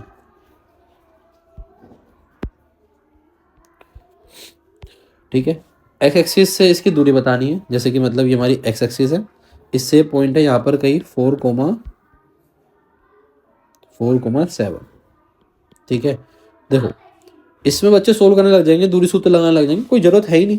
सिर्फ एक्स एक्सिस से यहाँ से यहाँ तक की दूरी पूछी है, ये वाली दूरी, तो देखो कितनी दूरी होगी, तो 4 तो खुद ही है, तो क्या बचा यहाँ से यहाँ तक की दूरी, 1 2 3 4 5 6 7, 7 डब्बे ही तो होगा, ये 1 2 3 4 5 6 7, यहाँ से यहाँ तक, ये देखो ना यहाँ से यहाँ तक की दूरी एक्स एक्सिस से, तो कितना हो जाएगा 7, कितना हो जाएगा 7 यूनिट, ठीक है। अगर वाई एक्सिस से पूछता तो एक्स की वैल्यू बता देते, जैसे मैंने बताया था ना कि एक्स एक्सिस है, अगर कोई पॉइंट एक्स एक्सिस पर है तो वाई की वैल्यू 0, और कोई वाई एक्सिस पे है तो एक्स की वैल्यू 0।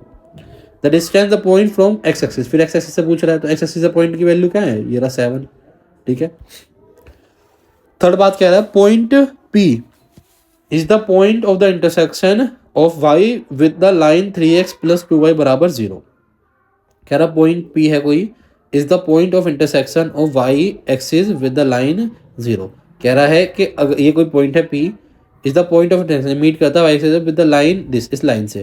तो अगर मैं वैल्यू डाल दूँ इसमें एक्स का 0, ये 4 4 0, तो सही आ जाएगी वैल्यू, क्या आ जाएगी 0 आ जाएगी। तो ये वाली बात तो सही है, पॉइंट तो इसका है intersection of the Y axis. दूसरा द डिस्टेंस ऑफ द ये from X axis is 2, X axis से इसका डिस्टेंस कितना है 2। ये बात, दोनों बात क्या है, सही है, दोनों बात क्या है इसकी, सही है। 8वां क्वेश्चन क्या कह रहा है, the distance of the point from origin, origin से डिस्टेंस पूछा है, अब आपको ही निकालना पड़ेगा, ठीक है। ओरिजिन से डिस्टेंस जो है वो आपको निकालना पड़ेगा। ओरिजिन क्या होता है हमारा 0,0 से डिस्टेंस कितना पूछा है इन्होंने, -6,8। डिस्टेंस फॉर्मूला अपना एक क्वेश्चन करा रहा हूँ, फिर डिस्टेंस के फॉर्मूले क्वेश्चन नहीं कराऊंगा। √x2 - x1 का स्क्वायर प्लस y2 - y1 का स्क्वायर। तो x2 हमारा ये हो गया -6 -0 का स्क्वायर प्लस y2 8 -0 का स्क्वायर। तो 6 का स्क्वायर, 6 में 0 गया माइनस का 6, 6 का स्क्वायर प्लस 8 का स्क्वायर। 6 का स्क्वायर 36 प्लस 8 का स्क्वायर 64, दोनों को प्लस करूँगा कितना आ जाएगा 100, और 100 का रूट कितना हो जाएगा 10 यूनिट। क्लियर, ठीक है। अब आपसे पूछा यहाँ पे कि ये 3 पॉइंट दे रखे हैं, बताना किस टाइप का ट्रायंगल है। तो वही आपको दूरी निकालनी पड़ेगी, यहाँ समझाया था मैंने कि दूरी निकालनी पड़ेगी। अगर इक्विलेटरल तीनों साइड बराबर, आइसोसेलेस 2 साइड बराबर, स्केलर में तो एक भी साइड बराबर नहीं होगी। और the point of x axis equidistance from the point P and Q, बोल रहे द पॉइंट, वो पॉइंट बताना है आपको जो पी से और क्यू से बराबर दूरी पे हो, पी से और क्यू से बराबर दूरी पे हो, एक्स एक्सिस पर हो, ठीक है। जैसे मान लो ये हमारा ग्राफ है, ये हमारी एक्सिस है, तो वाई की वैल्यू क्या हो जाएगी यहाँ पे 0। तो एक्स एक्सिस से है तो एक्स ये रहा, ठीक है। और पी और क्यू दो पॉइंट हमें दे रखे हैं, कितना 5,0 -1,0, 5,0 -1,0। तो हमें एक्स की वो पॉइंट बताना है, तो एक पॉइंट में वाई की वैल्यू एस की निकालनी है। तो बस डिस्टेंस इसको मान लेता हूँ मैं ओ, तो ओ पी बराबर होगा ओ क्यू। ध्यान रखना ये क्वेश्चन आएगा ही पेपर में, आते हैं ऐसे क्वेश्चन। ओ पी कितना है, दूरी कितनी ओ पी से, फॉर्मूला लगेगा यहाँ पे x2 - x1 का स्क्वायर प्लस y2 - y1 का स्क्वायर। यहाँ भी सेम फॉर्मूला लगेगा x2 - x1 का स्क्वायर प्लस y2 - y1 का स्क्वायर। रूट से स्क्वायर क्या हो गया, कट गया। x2 यहाँ पे x2 है मेरा 5 माइनस x की वैल्यू नहीं पता तो x की जगह x आ जाएगा स्क्वायर प्लस y2, y क्या है मेरा 0, 0 - 0 तो 0 ही हो जाएगा, ठीक है। यहाँ पे x2 क्या है मेरा, x2 है 1 माइनस x का स्क्वायर प्लस 0 का 0, y2 0 - 0 0 का स्क्वायर। तो 0 का स्क्वायर तो कुछ है ही नहीं, यहाँ पे स्क्वायर है और यहाँ भी स्क्वायर है, स्क्वायर से स्क्वायर क्या हो गया, कट गया। तो 5 - x बराबर 1 - x। ये माइनस क्या किधर जाएगा,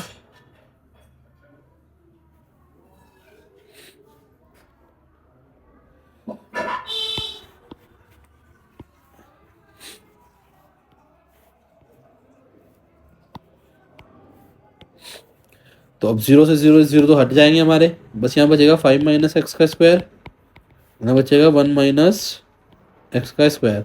तो 5 का स्क्वायर फॉर्मूला खोलूँगा माइनस b का स्क्वायर, तो 5 का स्क्वायर प्लस x का स्क्वायर -5 टू जा 10x, और यहाँ पे 1 का square plus x square -2x। X square से एक्स स्क्वायर कट गया, ठीक है। एक्स वाले एक तरफ और बिना एक्स वाले एक तरफ, ये हो जाएगा 25, ये प्लस का इधर आएगा माइनस का 1, ये माइनस का उधर जाएगा प्लस का -2x प्लस 10x। तो 25 में तो गया 24 और 10 में से तो हो गया 8, 8 का 8 8 24, तो एक्स की वैल्यू कितनी हो गई 3। तो कोऑर्डिनेट क्या हो जाएंगे 3,0। क्लियर है, ये क्वेश्चन समझ लेना, पेपर में आता है ये। उसके बाद the X coordinate of a point twice the Y coordinate, P is the equidistance from the Y axis. देखो अगला 11वां क्वेश्चन क्या कह रहा है, the coordinate of a point P, एक कोऑर्डिनेट है P is twice its Y axis, कह रहा है उसके वाई एक्सिस के 2 गुना है उसके। If P equidistance from Q and R then the coordinate of P are, P is equidistance, ठीक है। जैसे मान लो ये कह रहा है कि X coordinate of a point is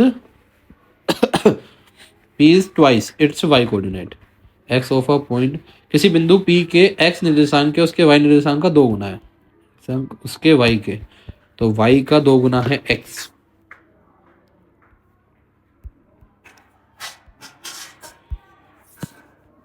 ठीक है।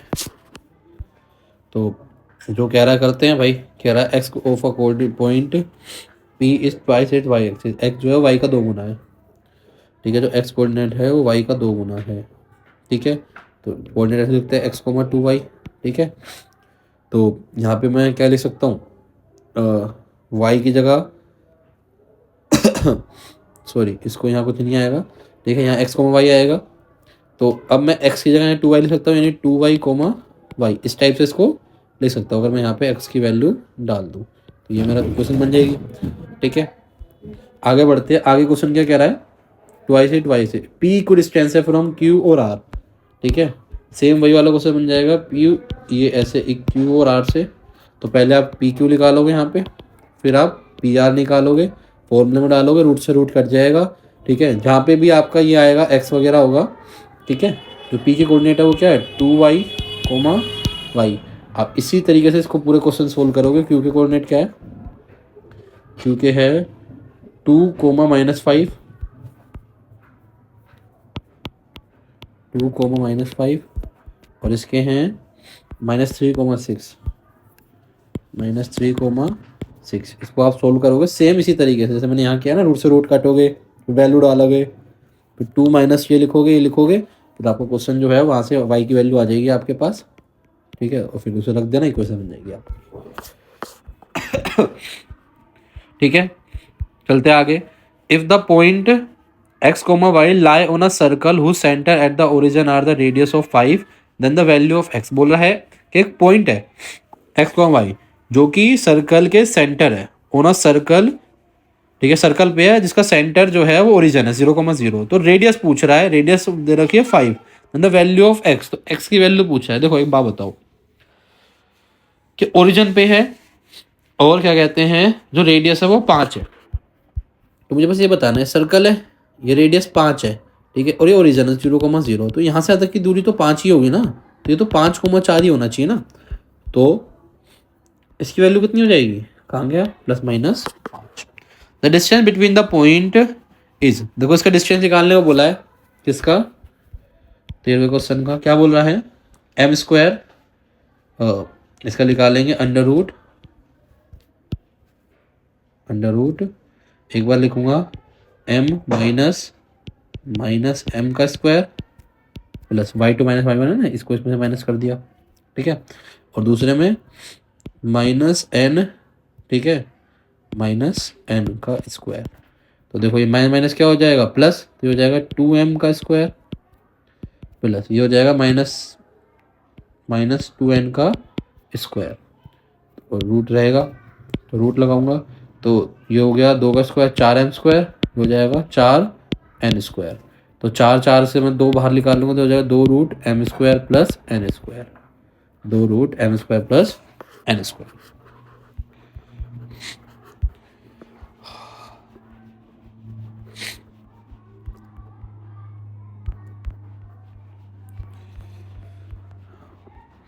The distance between the point 15 then value of x, distance निकालना है, x की वैल्यू आ जाएगी, ठीक है। The area of the triangle form in a line with the coordinate axis is, देखो इसमें बोला द एरिया ऑफ ट्राइंगल पूछ रहा है फॉर्म्ड बाय द लाइन, इस लाइन से, with the coordinate axis is. तो कोऑर्डिनेट एक्सिस पूछी जा रही है।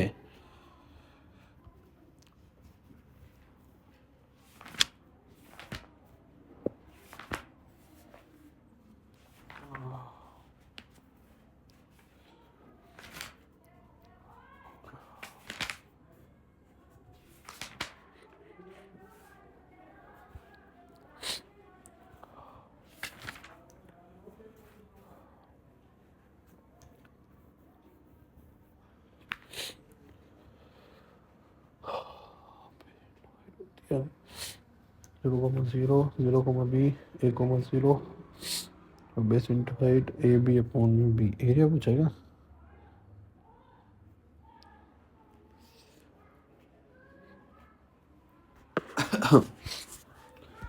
तो चलिए क्वेश्चन में एरिया कैसे निकालेंगे, देखो ऊपर ही कर देता हूँ यहाँ पे। जैसे कि इसको अगर मैं लिखूंगा तो ऐसे लिखूंगा, ये हमारी हो जाएगी लाइन, ठीक है। तो इन्होंने क्या बोला है, x पे a, मतलब ये x है, तो ये हो गया 0,a, और ये हो गया b 0, सॉरी,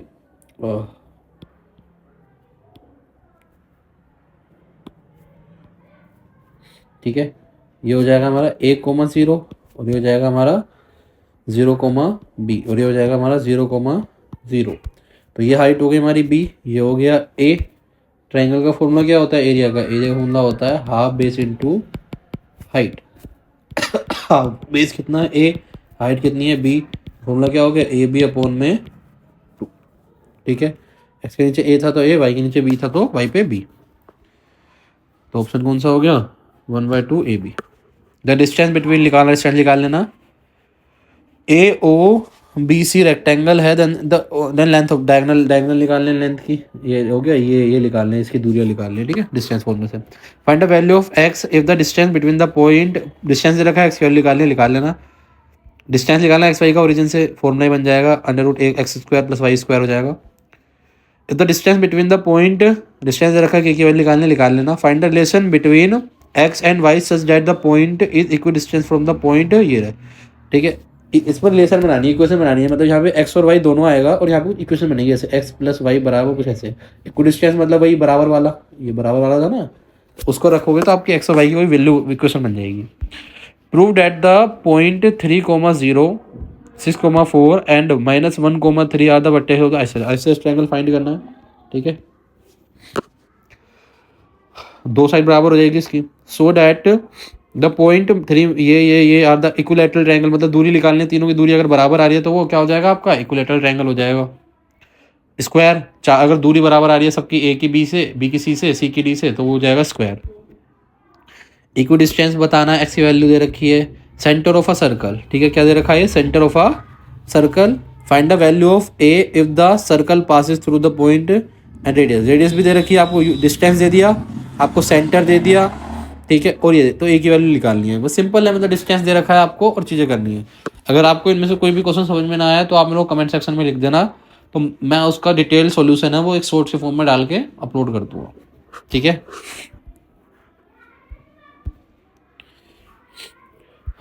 इसलिए नहीं करा रहा मैं, क्योंकि अगर सारे कराने जाऊँगा तो वीडियो बहुत लंबी हो जाएगी, बहुत ज़्यादा लंबी, तो इसलिए मैं समझा रहा हूँ, क्योंकि ये वाला क्वेश्चन सेम वही है, जैसे वैल्यू निकालना है, के की वैल्यू, एक्स की वैल्यू, डिस्टेंस फॉर्मूला इसको आप बराबर रखोगे तो एक ही जो एक्स की वैल्यू आ जाएगी, क्योंकि मैंने क्वेश्चन कराया है ये एक्स की,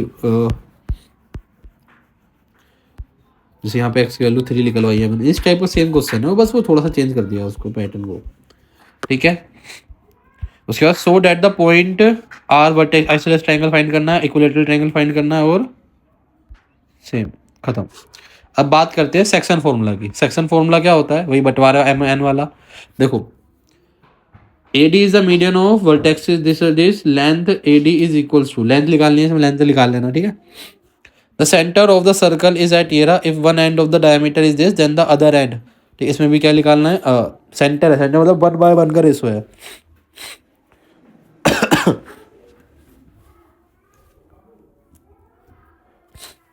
mummy mummy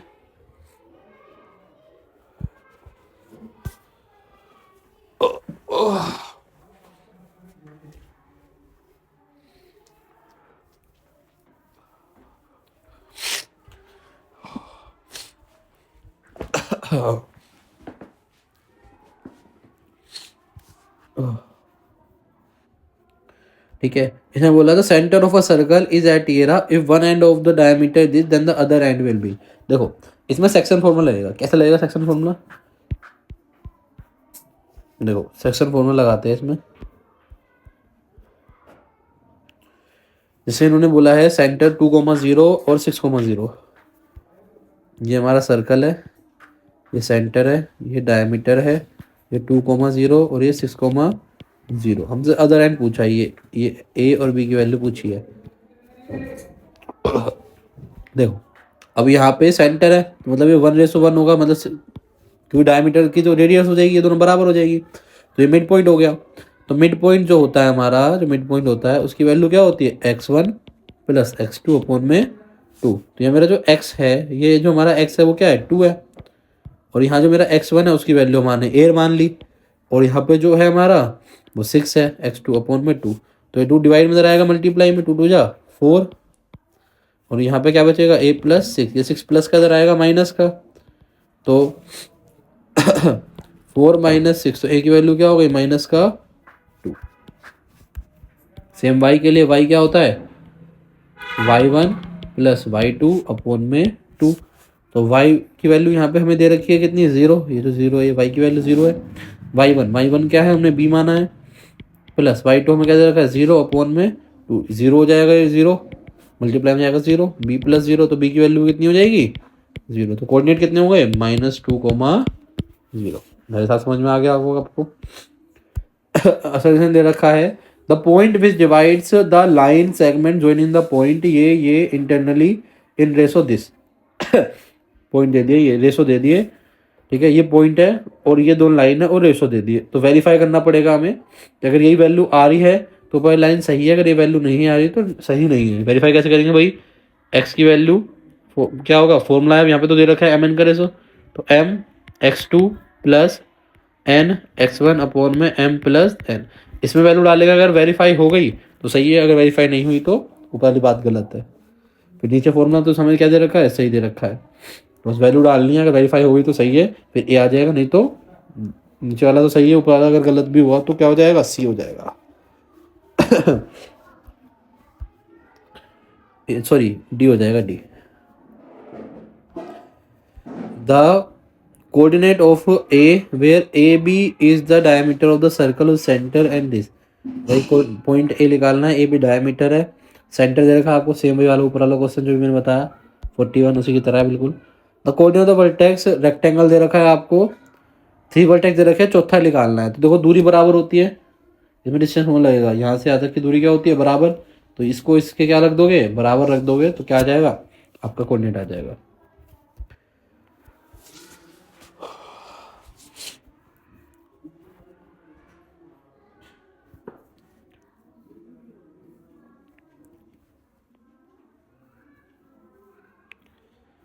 In what ratio does x-axis divide the line segment between the point this and this? x-axis बोल रहा है तो y की वैल्यू कितनी हो जाएगी यहाँ पे 0, y की वैल्यू 0 हो जाएगी, आप क्वेश्चन में डालोगे आंसर आ जाएगा। रेशो m और n की वैल्यू निकालनी है करवा देते वाला क्वेश्चन 3,6 माइनस 12,3, 3,6 माइनस 12,3 माइनस का ये शायद -3, तो हमें m और n की वैल्यू निकालनी है, m रेशो n की, और पॉइंट में हमें y की वैल्यू दे रखी है 0, y 0 है, m और n क्या होता है m x2 plus n x1 upon में m प्लस n, तो ये तो 0 हो गया, m की वैल्यू में नहीं पता, x2 की वैल्यू माइनस का 12 प्लस सॉरी y की वैल्यू 0 है ना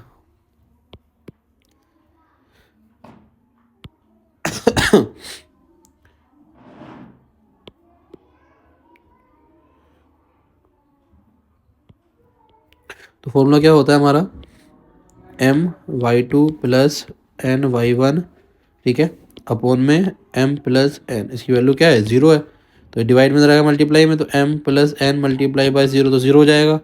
यहाँ पे m रहेगा, y2 की वैल्यू कितना है -3 प्लस n, y1 की वैल्यू कितनी है 6, तो 0 बराबर -3m प्लस 6n, ये माइनस का इधर आएगा प्लस का 3m बराबर 6n, 3 1 जा 3 2 जा 6, मल्टीप्लाई में इधर आएगा डिवाइड में, तो m बाय n का रेशो कितना हो गया 2/1, तो m ratio n equals to 2 ratio 1।